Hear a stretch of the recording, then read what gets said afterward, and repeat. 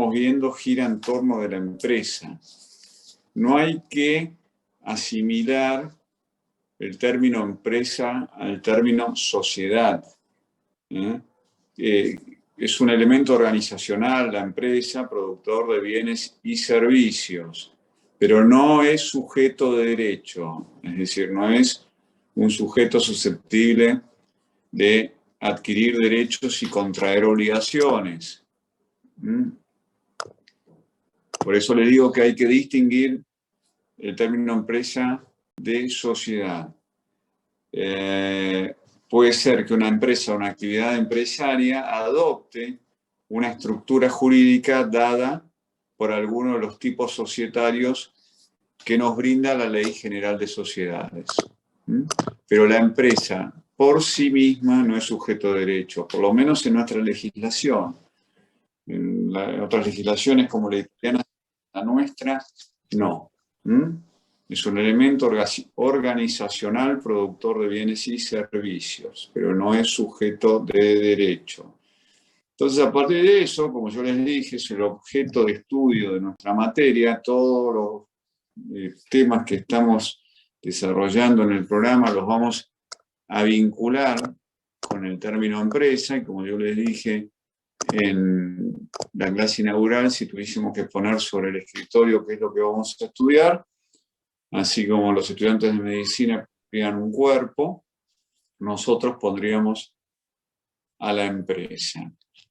Y si hablamos de empresa, tenemos que hablar inexorablemente del empresario. ¿Quién es el empresario? Es un sujeto, es una persona humana, o también puede ser inclusive una persona ideal que lleva adelante el desarrollo de la empresa. Hay ramas del derecho que adoptaron el nombre de derecho empresario y que estudian todo lo relativo con la dinámica de la empresa. Las empresas están llevadas, las empresas tienen una dinámica de los negocios que hacen a la observación científica. Y como yo les dije, estas pueden o no adoptar el paraguas de una estructura jurídica dada por alguno de los tipos que nos ofrece la Ley General de Sociedades, como puede ser la sociedad anónima, la sociedad de responsabilidad limitada, sociedad comandita, SRL, cualquiera de ellas. Pero en muchos casos no adoptan este régimen particular o estructura jurídica. Entonces, como yo les dije que la empresa no es sujeto de derecho, si no adopta una de las figuras o de las sociedades que nos ofrece la ley general, serán responsables por las obligaciones que asuma la empresa, ¿quiénes? Aquellos que forman parte de la misma, los denominados empresarios en forma individual. Si adoptan un tipo jurídico, por ejemplo, el de las sociedades anónimas, como es un sujeto de derecho, la sociedad, en este caso la sociedad anónima, distinto de aquellos que la forman, distinto de los que la integran, será la sociedad anónima como sujeto de derecho la que asuma las obligaciones del ente. En cambio, si se realiza o se lleva adelante una actividad empresaria sin adoptar un tipo societario, serán aquellos que forman parte de la empresa los que van a responder ante cualquier requerimiento o cualquier obligación de terceros. El caso más simple, si hay una empresa que tiene algún empleado y no adopta una forma jurídica, el empleado le hará juicio formulando sus reclamos a aquellas personas humanas que forman parte de la empresa. Si la actividad empresaria se desarrolla a través de un tipo determinado de sociedad, por ejemplo, la sociedad de responsabilidad limitada, el empleado que quiere formular sus reclamos los dirigirá contra la sociedad de responsabilidad limitada. Eso, en principio, funciona así. ¿Por qué? Porque, como yo le dije, las sociedades son sujetos de derecho y las empresas no son sujetos de derecho. El derecho... ¿Perdón? Yo, Emiliano. Dígame. Entonces, una empresa si no tiene, si no adopta estructura jurídica, el responsable es el empresario y si la adopta es la sociedad la responsable. Sí, señor. Ese es el principio, porque en algunos casos, cuando se aplica la teoría de la inopolibilidad de la personalidad jurídica que ya vimos, se puede correr el velo de la sociedad y hacerle extensiva las consecuencias de un acto a aquellos que se escudan detrás de una estructura societaria, es decir, pueden ser los administradores o sus socios. Pero esto es por vía de excepción. El principio es el que yo acabo de mencionar y usted bien entendió. Muchas gracias. Nada. La empresa tiene importancia fundamental en la economía, en la sociedad. De hecho, hay algunas actividades que no podrían ser llevadas adelante por el esfuerzo individual. Entonces, se llevan adelante mediante la organización de distintos factores a través de la actividad empresaria. Y podemos encontrar ejemplos de esto ya en la época antigua, por ejemplo, por caso, el descubrimiento de América fue una actividad empresaria. ¿Por qué? Porque por un lado teníamos a quienes aportaban para armar los barcos, contratar las tripulaciones, financiar esa aventura. Teníamos a los reyes católicos, por ejemplo, que concedieron el permiso para realizar esta expedición. Todos tenían un interés y, en definitiva, se sometían a lo que se denomina el alia de los negocios. El alia, no aria, sino con él, el alia de los negocios, el alia de la actividad empresaria, que significa esa incertidumbre que existe a priori acerca de cuál va a ser el resultado de los negocios, cuál va a ser el resultado de la empresa. Las personas inician una actividad empresaria con la idea de que les vaya bien, de poder obtener beneficios. Pero lo cierto es que esto no siempre sucede. Entonces, hay un riesgo empresario. En este ejemplo que yo le dije de estos ya atisbos de actividad empresaria que podíamos encontrar, por ejemplo, en el descubrimiento de América, lo cierto es que las naves podían venir los barcos, pegar contra unas piedras, hundirse y morirse todos. Y lejos de obtener beneficio, dejaban de existir. Y así perdía el capital que había invertido, quien había financiado la construcción de los barcos, la contratación de la tripulación, etcétera, etcétera. Pero, por otro lado, si la empresa era exitosa, los tripulantes iban a tener su paga, el comandante seguramente también un porcentaje de los bienes, piedras preciosas, especias que podían llevar desde este mundo a Europa. Los reyes incorporaban a su reino nuevos mundos. Otros podían adquirir inclusive algún tipo de señorío sobre parte de las tierras conquistadas e inclusive se les otorgaban títulos sobre esas tierras. El que me quiera hacer una pregunta, por favor que la haga.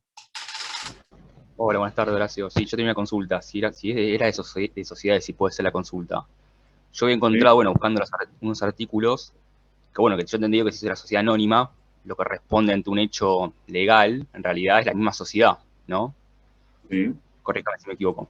Pero bueno, yo encontré un artículo específico donde los apoderados de la sociedad anónima, o los que estaban como directivos, lo que hacían con la sociedad anónima era lavar dinero. O sobrefacturación para evasión tributaria también. En ese caso específico, ¿responden directamente las personas físicas, no la jurídica? Las personas humanas. Sí, ese es Humana. un tipo. un típico caso de aplicación de la teoría de la inoponibilidad de la personalidad jurídica, que también se llama en el derecho anglosajón disregard of legal entity. Acá también se puede encontrar como teoría de la penetración, es decir, se corre el velo, es decir, se traspasa esa apariencia de sociedad para ver cuál es la verdadera actividad subyacente. En el caso de su ejemplo, es por el lavado de dinero. Entonces, lo que se hace es imputar la responsabilidad y que asuman las consecuencias sus integrantes, porque lo que hicieron es constituir una sociedad para un fin distinto al cual habían expresado y en razón del cual se les dio la autorización para funcionar. Son casos de excepción. Y allí, en esos casos, se aplica esta teoría de la inoponibilidad de la personalidad jurídica. Hay casos, como les había comentado en su momento, en los cuales se aplica esta teoría y de años a esta parte, casi en forma automática, en el ámbito del derecho laboral, cuando hay un empleado que demuestra que se encuentra trabajando en negro o con una deficiente registración consistente en que en su recibo de sueldo no se consigna su real fecha de ingreso o su real remuneración. En esos casos, cuando se hace lugar al reclamo del trabajador, se extiende la condena a los administradores, porque dicen que en realidad lo que están cometiendo es un fraude laboral y que constituyeron una sociedad para burlar la ley. A mi juicio, es un razonamiento un tanto exagerado, pero bueno, lo cierto es que desde hace varios años esta parte los tribunales de trabajo lo vienen aplicando. Y en caso que ocurra eso que mencionó recién, por ejemplo, de mala liquidación de haberes, o sea, que esté mal liquidado el sueldo correspondiente, no iría al Ministerio de Trabajo, sino que iría al juzgado administrativo, podría ser. No. Todo esto se dirime en el ámbito del derecho laboral y el juez laboral, cuando sentencia, hace extensiva la condena a los administradores. En el caso de una sociedad anónima, a los directores. En casos aún más graves, como el primer ejemplo que usted dio, no sé si fue usted que dio con respecto a una sociedad a través de la cual se robaba dinero. Sí, ahí coloqué en el chat el link de la noticia, por si acaso. Inclusive se extiende la responsabilidad más allá de los administradores a los socios también. Y hay muchos casos. De hecho, hubo un fallo reciente en el cual se extendió la responsabilidad de una sociedad a los socios, porque en realidad la sociedad lo que hacía era lavar dinero proveniente del narcotráfico, me parece, a través de operaciones con criptomonedas. Sí, lo vi hace poco eso. Creo que incluso era lavado por narcotráfico y a su vez en realidad lo acusan, más que por el lavado, por haber guardado en su casa 400 kilos de cocaína, si no me equivoco. Creo que, claro, en realidad la causa se inició por una cuestión así de narcotráfico puro y la ramificación de la organización hizo que se descubriera también que había sociedades que se dedicaban al lavado de dinero mediante transacciones con criptomonedas. Que lo que hacían era o bien dejaban los dólares acá y compraban criptomonedas en el exterior o compraban criptomonedas en el exterior y las traducían dólares acá. Con criptomonedas, vos realmente lo que tenés, hay muchas aplicaciones que tienen una formación que es persona a persona, donde vos directamente con pesos vas a una cueva, le depositas una cuenta específica y eso, la misma aplicación, como no te da datos personales por más que el gobierno lo pida, en teoría, no queda registro.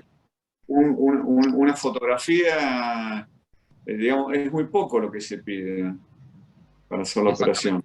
Para operar con criptomonedas, el problema es, a veces no es ingresar el dinero, sino sacar el dinero. Entonces yo, por ejemplo, si de Argentina ingreso dinero a una cuenta, a mi cuenta, por ejemplo, y después yo derivo el dinero a una cuenta en México, la realidad que es tan fácil como que la persona que está en México haga una factura de exportación o sobrefacture y lo terminás lavando, porque no creo que el ente mexicano se ponga a preguntar en Argentina quién fue la persona que te mandó el dinero. No sé, como todo, seguramente el delito está un paso adelante, ¿no? Como siempre. Pero el tema de las criptomonedas está todavía con una regulación deficiente en la Argentina y en muchas partes del mundo, por cierto. Pero es algo que se viene, que ya, bueno, se está utilizando, y más allá de que esta tecnología o esta herramienta del blockchain se va a usar no solamente para la transacción de criptomonedas, sino para todo, ¿no?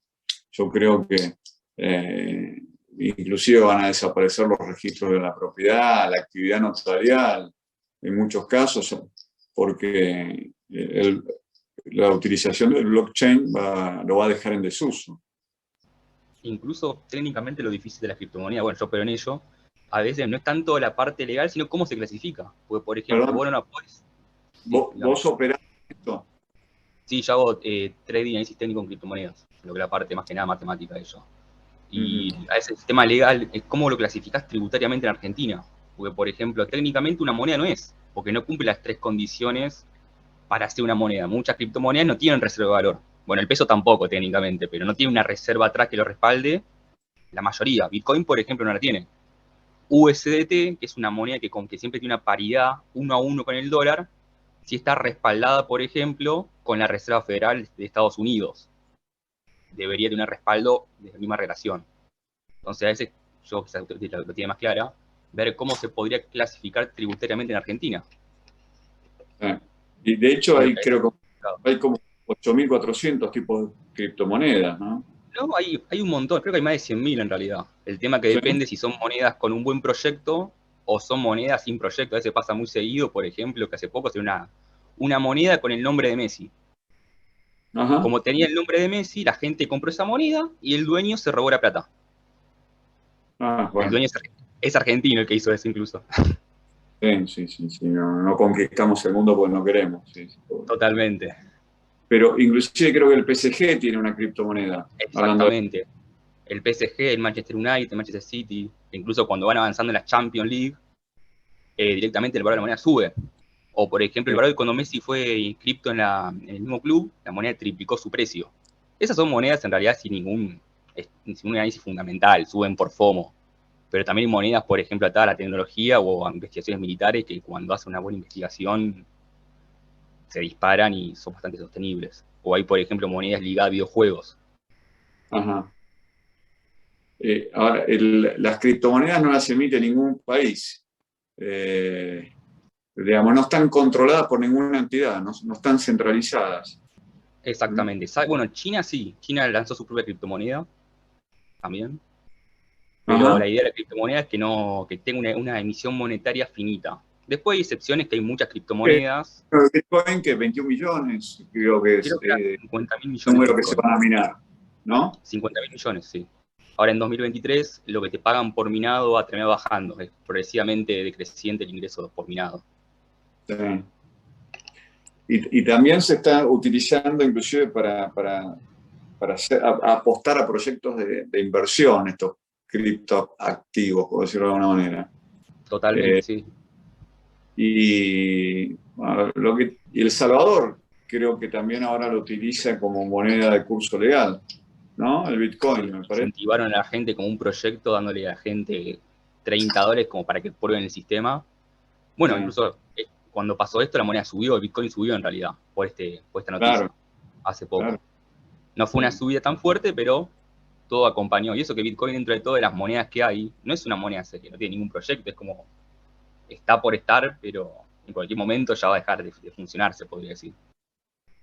Sí, y también depende de lo que haga Elon Musk, ¿no? Que lo hace subir y lo hace bajar, de acuerdo a si compra. Bueno, Elon Musk en realidad en su momento, no tanto con Bitcoin, había una moneda que se llama Doge, que tiene la cara de un perro, que era una moneda que no tiene ningún proyecto. Son monedas que no tienen proyecto, están por estar.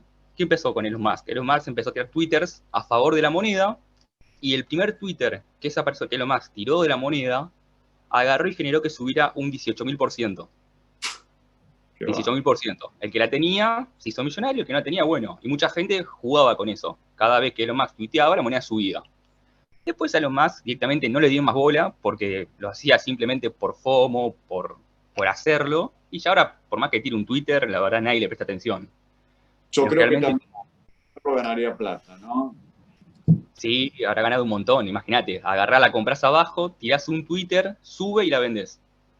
Es Ah, muy típico eso. ¿vos trabajás en una empresa que se dedica a esto? Yo estoy en un grupo que brindamos cursos de seguridad de mercado y financiero. Hacemos análisis técnico de acciones, de criptomonedas. Le aplicamos Fibonacci, muchos indicadores matemáticos a esto para poder hallar puntos de inflexión para compras y ventas. La realidad es que la matemática en esto te sirve un montón porque si bien una moneda puede tener un buen proyecto, hay puntos matemáticos donde te conviene comprar y puntos matemáticos donde son en sobreventa y sobreprecios. La verdad está bueno porque uno si...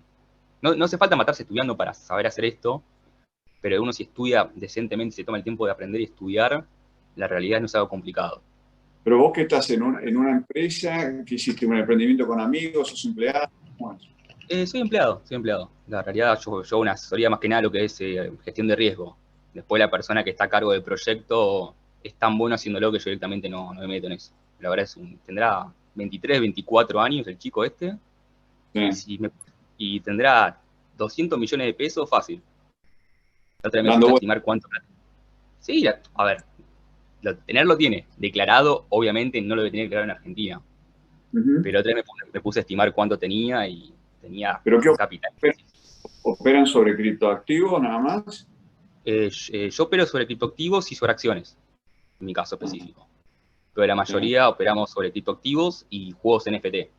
Acá, por ejemplo, creo que Juan puso que incluso en el mundo criptomoneda puedes vender artes digitales. Hace poco, por ejemplo, Javier Milei Sí. vendió un NFT, que es un token no fungible, que es el único que existe en teoría, que no son de emisión limitada, lo vendió en $12.000, por ejemplo. Se subastó en el mundo virtual de criptoactivos y subió ¿Qué $12.000. qué fue ese Era, que él quemaba el Banco Central? exactamente, era un billete de 1.000 pesos con la cara del canario que cuando lo daba vuelta se veía el Banco Central incendiándose. La ¿Y realidad es que eso se vendió. lo compró o es parte de una campaña? ¿Lo compró No, alguien o no? se subastó, sí, porque por más que sea difícil identificar quién te compra un objeto en el mundo de las criptomonedas, como opera con blockchain y cadenas de información, queda todo registrado. O sea, te queda registrado qué cuenta lo compró, qué cuenta pujó tal precio. O sea, fue una subasta y se vendió por, si no me equivoco, creo 3.5 Ethereum. Ethereum es la segunda moneda con mayor capitalización de mercado del mundo. Y Sí. llegó a los $12.000 más o menos específicamente a venderse. Después que tenga una utilidad real, la verdad lo dudo. La gente lo puede comprar por FOMO, tipo diciendo, bueno, si Milei es diputado, la moneda puede subir, o si es presidente, o Claro. porque capaz te gusta. Sí. Ojo, sí, claro.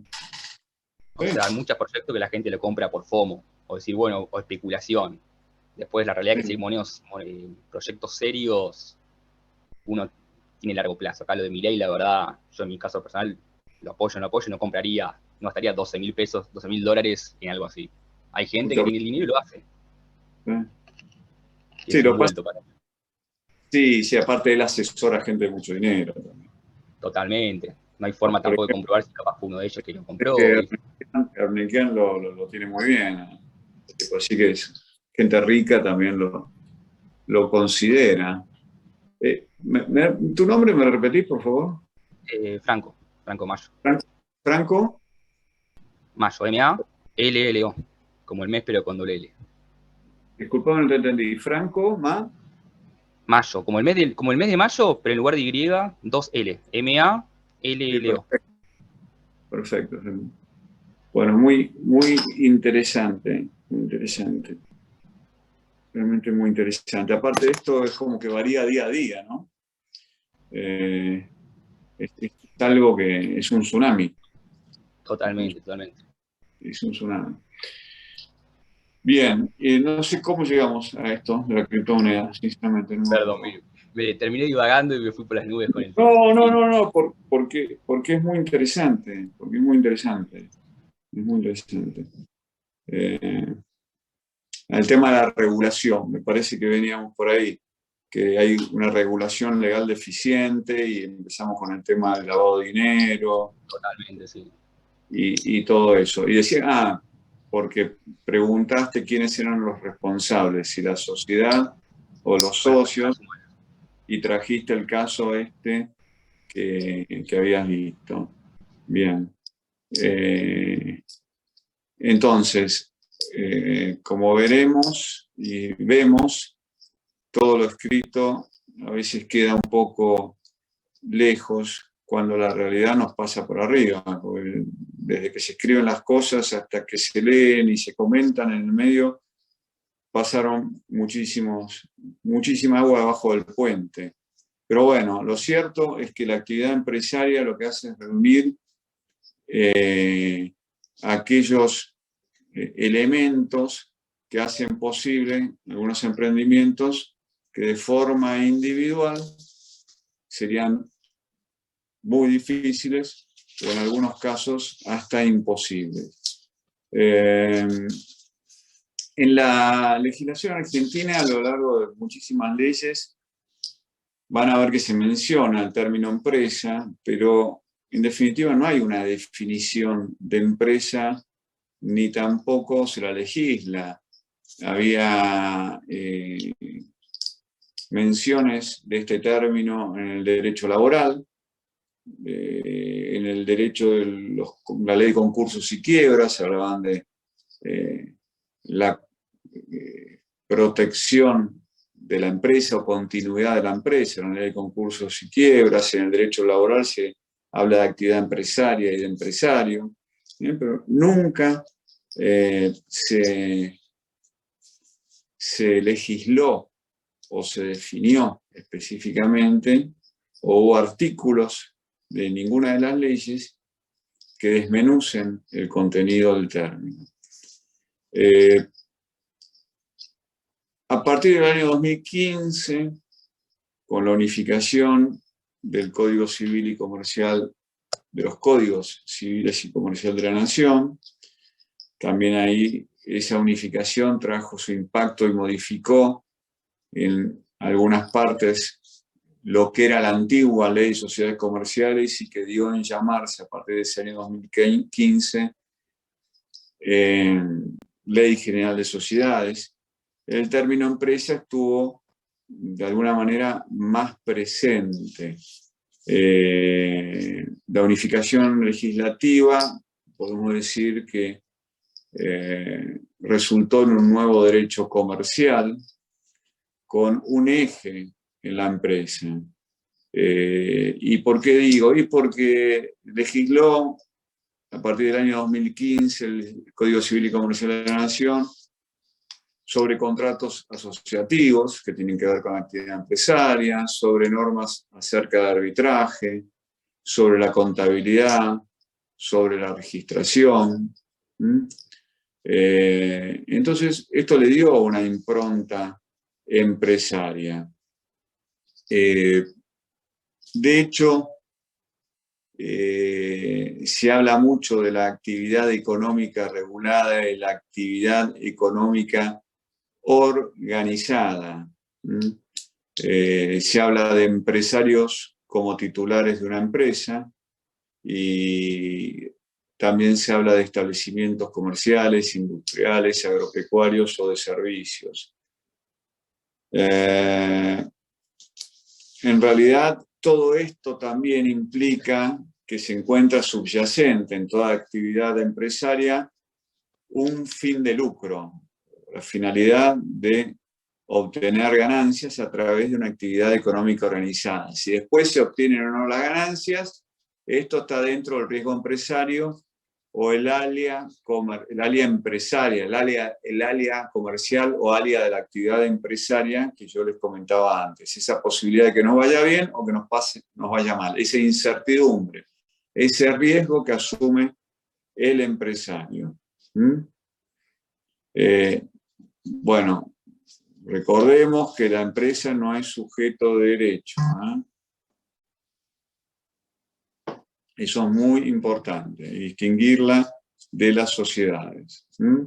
Es una noción de orden organizacional de los factores de la producción, dirigida a la producción de bienes y servicios.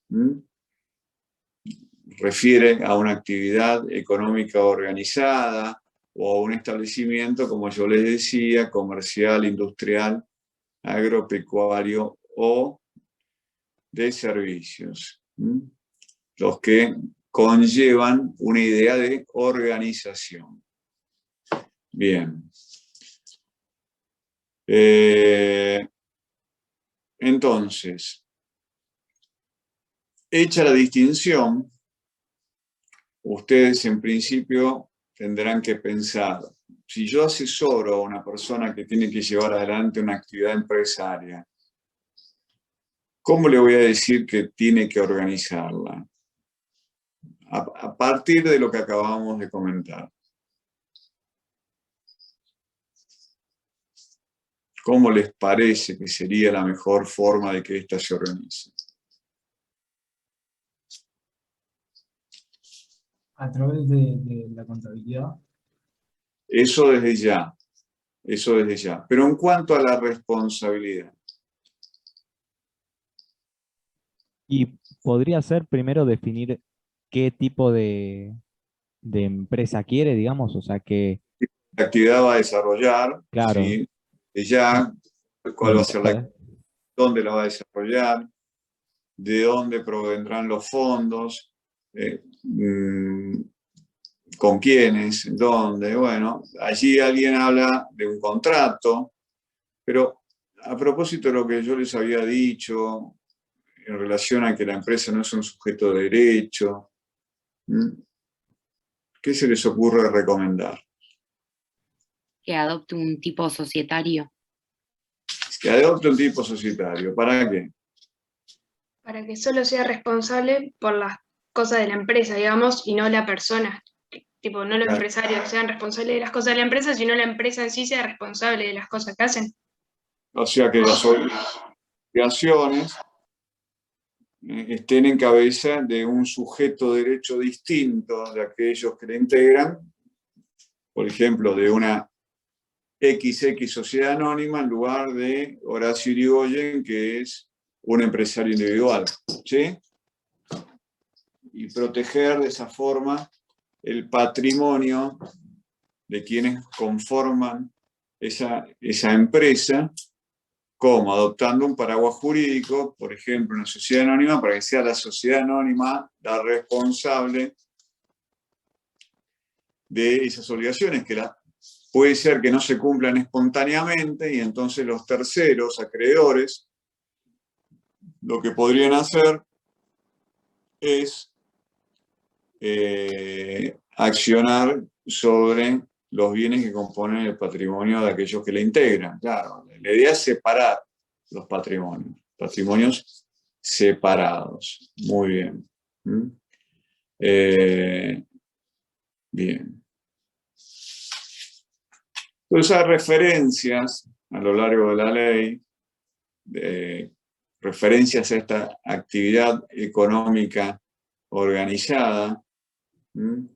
Si bien, como yo se los dije, no se define, no se legisla, pero se refiere, se habla de actividad empresarial, de posición dominante en un mercado determinado, se deja entrever que la empresa no es una persona jurídica, al no conferirle aptitud para adquirir derechos y contraer obligaciones para cumplir con el objeto. Bien.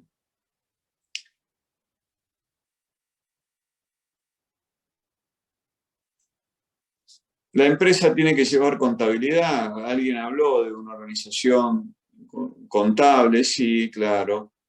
La explotación empresaria tiene esa obligación de llevar contabilidad.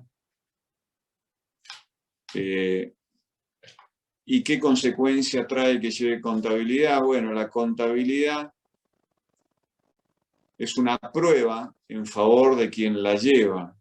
cuando está en litigio contra otro sujeto que tiene contabilidad,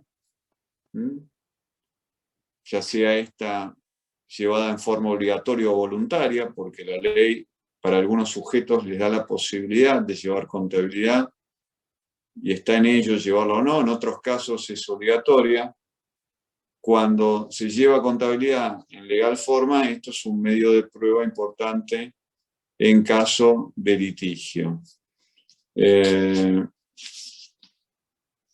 código, de hecho, impone con carácter obligatorio llevar contabilidad a todas las personas jurídicas privadas y quienes realizan una actividad económica organizada o son titulares de una empresa o establecimiento comercial, industrial, agropecuario o de servicios. Ahí está la obligatoriedad de llevar contabilidad para aquellos titulares de una empresa. Está específicamente determinado en el código. Se excluye de la obligatoriedad de llevar contabilidad a las personas humanas que desarrollen profesiones liberales o actividades agropecuarias y conexas no ejecutadas u organizadas en forma de empresa. Otra vez la referencia a empresa. Entonces, si yo ejerzo mi profesión liberal de abogado y no estoy organizado en forma de empresa, estoy excluido de llevar contabilidad. Entonces acá aparece una definitiva referencia a la empresa. Cuestión que antes no existía. ¿Cuánto nos está quedando? Menos de un minuto, profe. Bueno, nos desconectamos y volvemos a conectar. Bueno, continuamos. Y más allá de las menciones que hace la ley respecto al término empresa, hay una operación o un mecanismo, instituto, que es el de la transferencia de una empresa en funcionamiento. Una empresa en funcionamiento que puede tener una estructura societaria o no. A ver, si yo estoy interesado en comprar una empresa, ¿qué es lo que voy a tener que evaluar? Primero, lo que voy a tener que hacer es determinar el valor de la empresa. Y para determinar, tanto si quiero comprar como si quiero vender.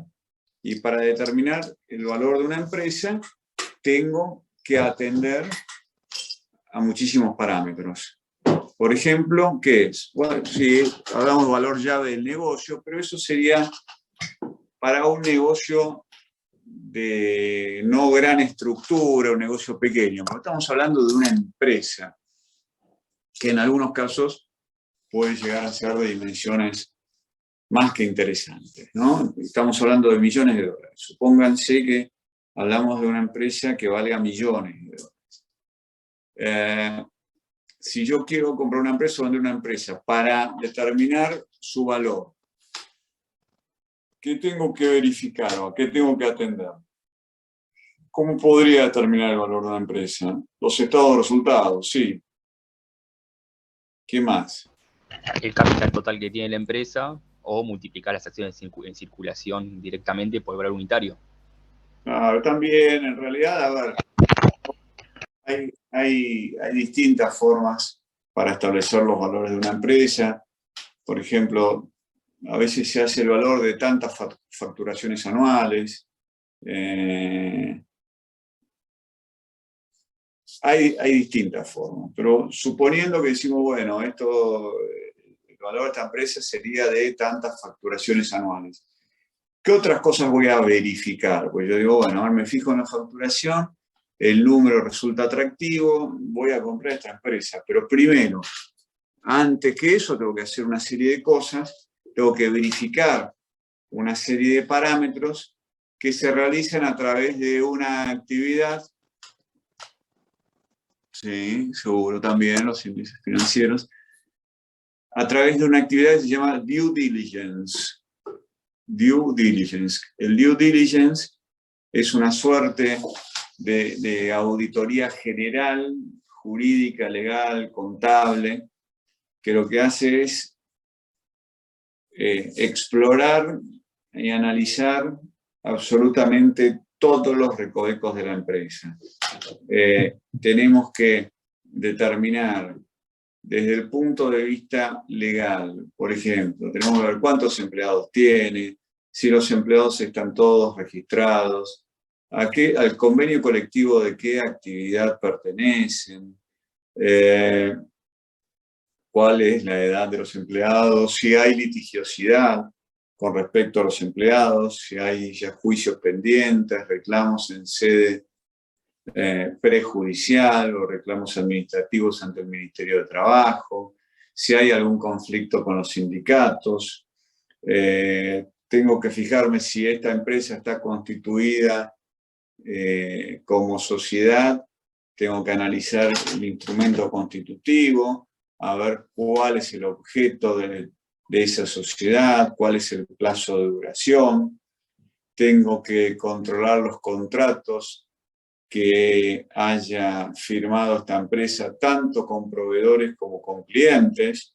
Y cuando hablo de proveedores tengo que ver cuál es la relación que mantiene con sus proveedores, por ejemplo, cómo están las licencias de software, si están vigentes, si son legales, hasta los contratos con el proveedor no sé, sparkling, de agua, de los bidones de agua, si tiene personal de limpieza, si es propietaria del edificio donde funciona la sede de sus negocios, si alquila, si es propietaria, me fijo, tengo que verificar los instrumentos o las escrituras de dominio, tengo que ver si están inscriptas, si alquila, cuáles son los términos de esa locación, si tiene un contrato de locación vigente, cuál es el precio, cuál es la duración,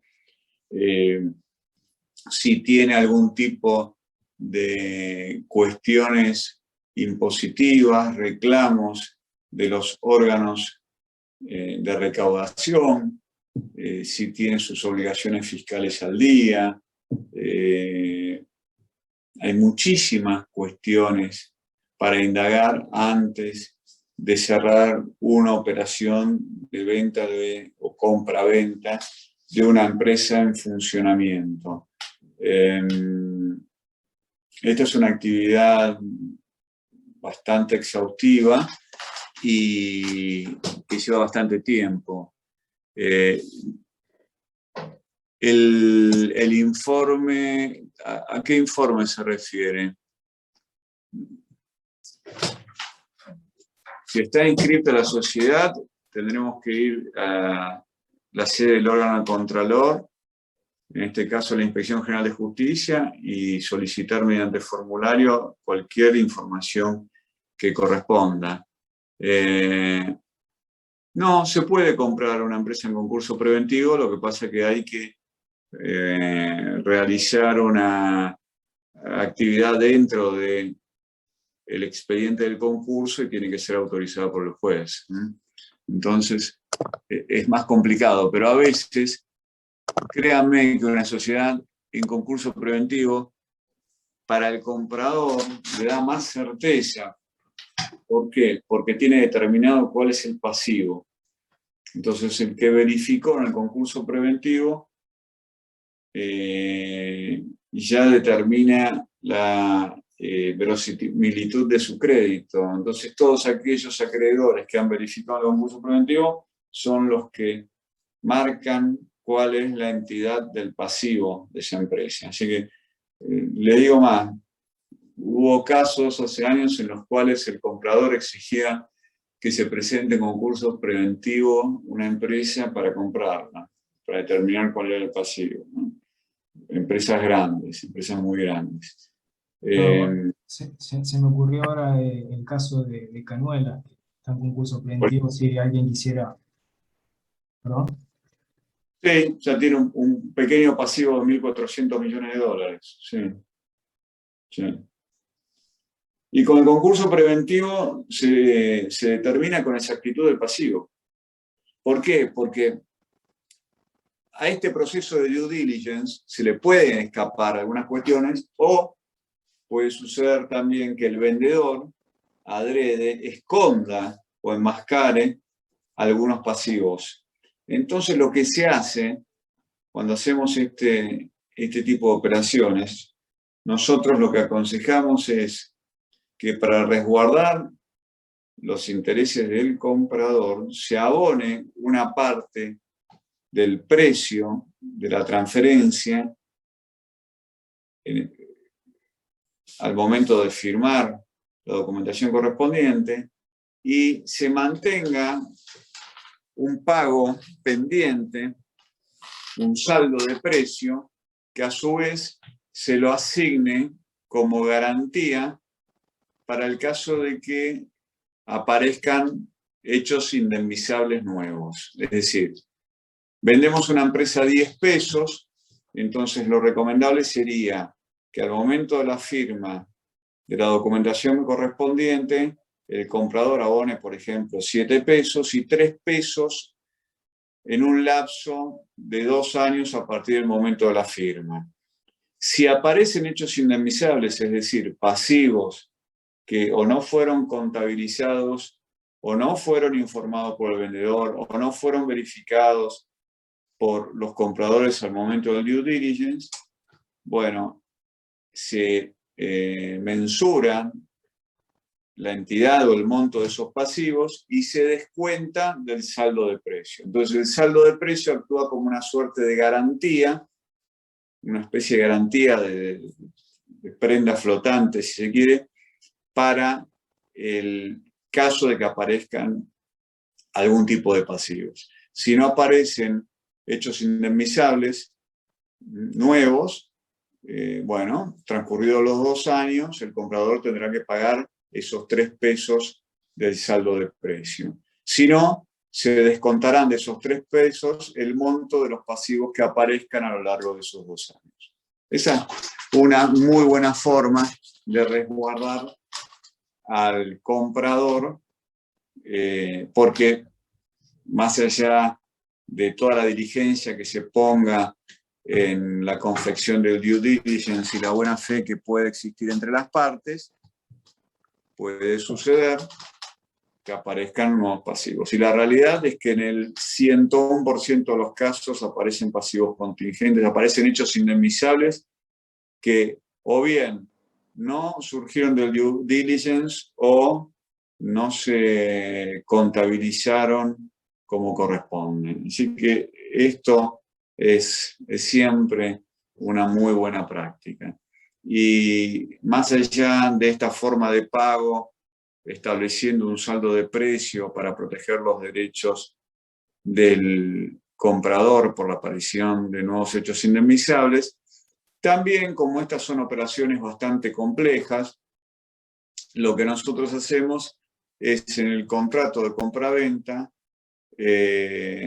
establecer que cualquier diferencia entre comprador y vendedor no se va a someter a la justicia ordinaria, sino que se prorroga la jurisdicción para que cualquier diferendo lo dirima un tribunal arbitral. Hay tribunales arbitrales de la Bolsa de Comercio, la Bolsa de Cereales de Rosario, del Consejo Profesional de Ciencias Económicas, que emiten lo que se llama un laudo arbitral. Y lo cierto es que quienes atienden el laudo, los que actuarían como jueces, en realidad son por lo general 3 y tienen conocimientos más específicos. Es una suerte de justicia privada, si se quiere. Tienen conocimientos más específicos con respecto a estos temas. El proceso tiene una celeridad mucho mayor que la de los procesos sometidos por ante la justicia.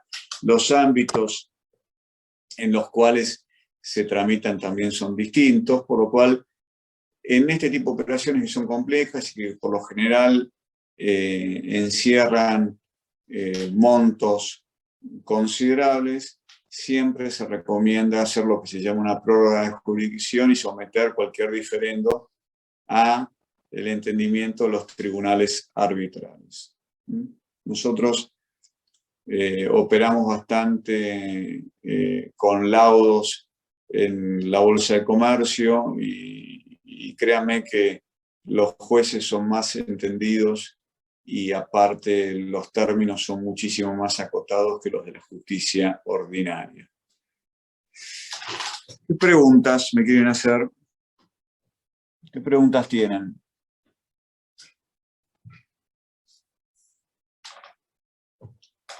¿No hay preguntas?